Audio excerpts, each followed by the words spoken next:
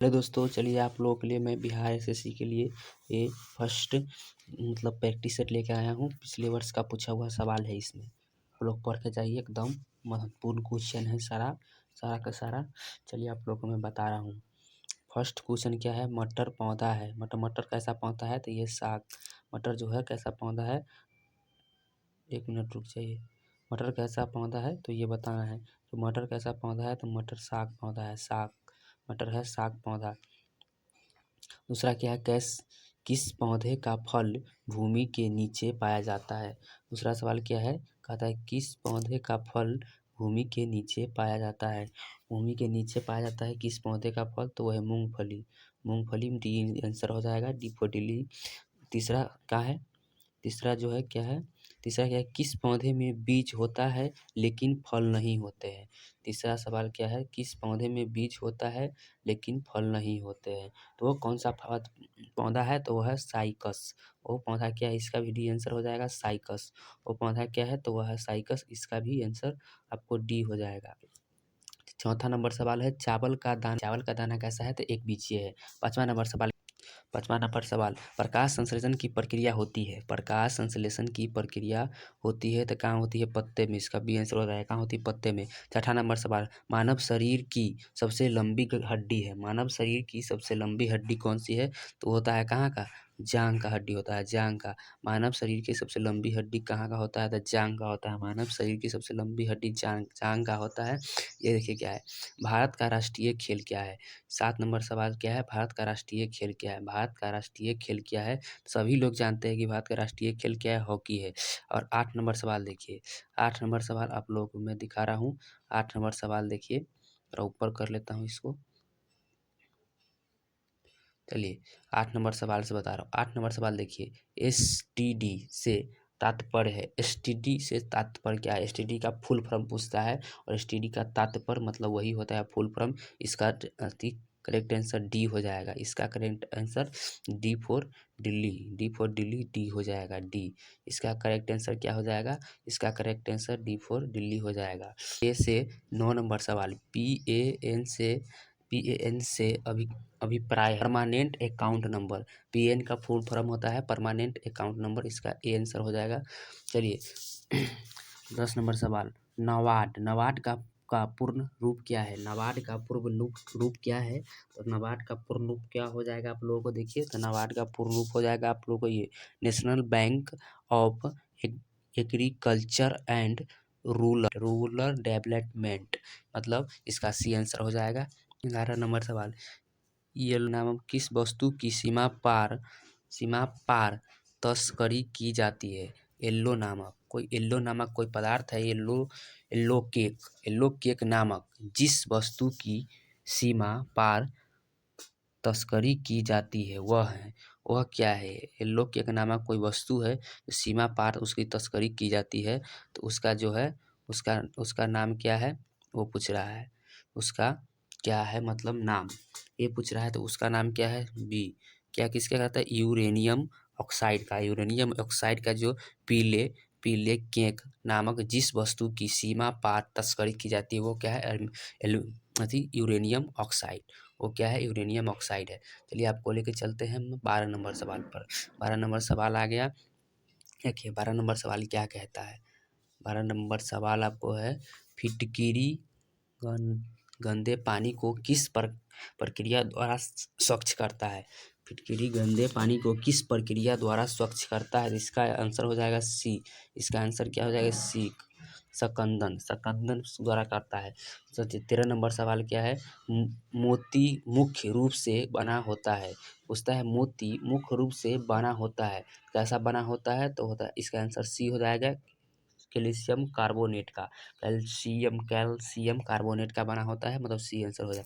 चलिए 14 नंबर सवाल, जय हिंद का नारा किसने दिया था? जय हिंद का नारा किसने दिया था? वो था सुभाष चंद्र बोस। 14 नंबर का ए आंसर हो जाएगा, सुभाष चंद्र बोस। किसने कहा था कि तुम मुझे खून दो मैं तुझे आज़ादी दूंगा। 15 नंबर क्वेश्चन के देखिए, किसने कहा था तुम मुझे खून दो मैं तुझे आज़ादी दूंगा, किसने कहा था। 15 नंबर सवाल का आंसर क्या हो जाएगा, इसका होगा ए। इसका भी आंसर ए हो जाएगा, सुभाष चंद्र बोस। 14 का भी आंसर ए ही था। 14 और 15 का आंसर ए हो जाएगा, सुभाष चंद्र बोस। हमारे राष्ट्रीय गीत के लेखक कौन थे, हमारे राष्ट्रीय गीत के लेखक कौन थे। 16 नंबर सवाल, हमारे राष्ट्रीय गीत का लेखक जो थे बंकिम चंद्र चटर्जी थे, बंकिम चंद्र चटर्जी। 17 नंबर सवाल देखिए, गोदान उपन्यास के लेखक कौन है। गोदान, गोदान उपन्यास है एक, उसका लेखक कौन है, तो उसका लेखक ए आंसर हो जाएगा प्रेमचंद्र। उसका लेखक है ए आंसर हो जाएगा, क्या हो जाएगा, प्रेमचंद्र। ए हो जाएगा प्रेमचंद। चलिए अब 18 नंबर सवाल से आप लोगों को बता रहा फिर से। 18 नंबर सवाल देखिए, भारत ने अपना संविधान कब स्वीकृत किया था। भारत ने अपना संविधान कब मतलब बनाया था, स्वीकार किया था, मतलब स्वीकृत के मतलब वही तो स्वीकार किया था। भारत ने अपना संविधान कब स्वीकार किया था, ये आप लोगों को मैं छोड़ता हूँ, आप लोग ये खोज कर इसका बना लीजिएगा। चलिए आप लोग को होमवर्क में है। चलिए 19 नंबर सवाल मैं बता रहा हूँ।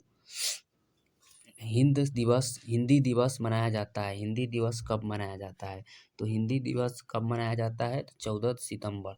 14 सितंबर को हिंदी दिवस कब मनाया जाता है, 14 सितंबर को मनाया जाता है। बी आंसर हो जाएगा। अंतर्राष्ट्रीय महिला दिवस कब मनाया जाता है। 20 नंबर सवाल का क्या पूछता है, अंतर्राष्ट्रीय महिला दिवस कब मनाया जाता है ना, तो कब मनाया जाता है, 8 मार्च को। सभी लोग जानते होंगे 8 मार्च को मनाया जाता है। अंतर्राष्ट्रीय महिला दिवस कब मनाया जाता है, 8 मार्च को मनाया जाता है, सभी लोग जानते होइएगा आप लोग।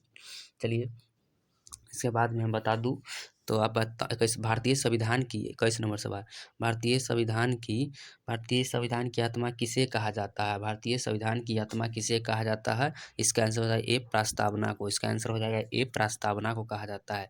इसका आंसर हो जाएगा ए प्रस्तावना को कहा जाता है। इसका आंसर ए हो जाएगा, प्रस्तावना को कहा जाता है।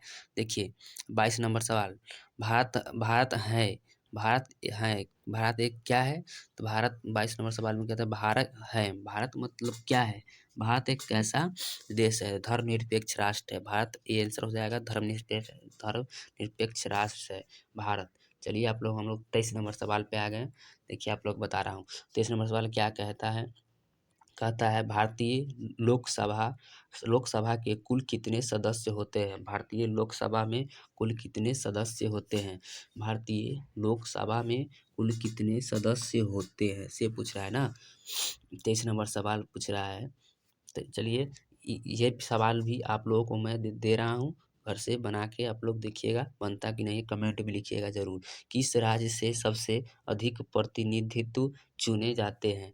तो 24 नंबर कहता है किस राज्य से सबसे अधिक प्रतिनिधि जो है चुने जाते हैं, वो कौन सा राज्य है। तो कौन सा राज्य हो जाएगा तो उत्तर प्रदेश से सबसे ज़्यादा ये लोकसभा और राज्यसभा का सीट है, उत्तर प्रदेश से सबसे ज़्यादा जो है प्रतिनिधित्व चुना जाता है। चलिए 15 नंबर सवाल, प्रधानमंत्री बनने की न्यूनतम आयु कितनी होती है। 25 नंबर सवाल कह रहा है कि प्रधानमंत्री बनने की न्यूनतम आयु कितनी होती है, तो इसका आंसर क्या होगा, 25 वर्ष। बी आंसर हो जाएगा 25 वर्ष। स्वतंत्र भारत में प्रथम 26 नंबर सवाल क्या कहता है, स्वतंत्र भारत में प्रथम गृह मंत्री थे। स्वतंत्र भारत का प्रथम गृह मंत्री कौन था, स्वतंत्र भारत का प्रथम गृह मंत्री इसका आंसर बी हो जाएगा, सरदार वल्लभ भाई पटेल। सरदार वल्लभ भाई पटेल हो जाएगा। 27 का देखिए 27 नंबर सवाल, केंद्र सरकार ने व्यय को नियंत्रित करने की शक्ति किसके पास है। केंद्र सरकार के व्यय को नियंत्रित करने की शक्ति किसके पास है, तो ये किसके पास रहता है, जो शक्ति रहता है वो किसके पास रहता है, वो रहता है नियंत्रक एवं महालेखा परीक्षा के पास, नियंत्रक एवं महालेखा परीक्षा के पास रहता है। 28 नंबर, संविधान की व्याख्या करने का अधिकार किसके पास है। संविधान की व्याख्या करने का अधिकार किसके पास है, तो किसके पास रहता है, तो वो संसद के पास। ए नंबर सवाल हो जाएगा संसद के पास। ए नंबर सवाल हो जाएगा किसके पास, संसद के पास रहता है। चलिए अब हम तो आपको बता दूं 29 नंबर सवाल। 29 नंबर सवाल का स्वच्छ न्यायालय में न्यायाधिक कामकाज में काज के लिए किस भाषा का प्रयोग किया जाता है। स्वच्छ न्यायालय में जो है न्यायाधिक कार्यक्रम करने के लिए किस भाषा की उपयोग किया जाता है, इसका आंसर क्या हो जाएगा, बी अंग्रेजी का। थोड़ा मुझे डाउट है, आप इसको थोड़ा देख लीजिएगा। चलिए 30 नंबर सवाल। 30 नंबर सवाल आपको मैं क्या बताऊँ? 30 नंबर सवाल देखिए क्या है। भारत में न्यायपालिका है, भारत में न्यायपालिका है।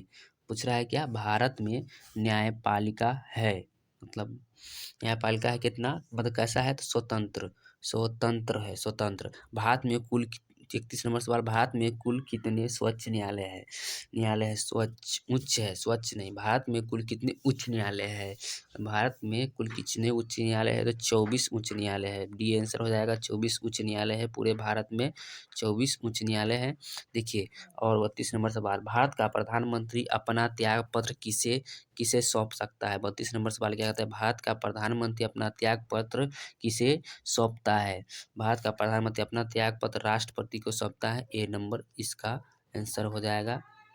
चलिए आप लोगों को वीडियो अच्छा लगा हो तो सब्सक्राइब करिए, लाइक करिएगा और शेयर करिए, जो आपके साथ बहुत जितना भी एग्जाम देने वाला आदमी है सभी को फ़ायदा मिले।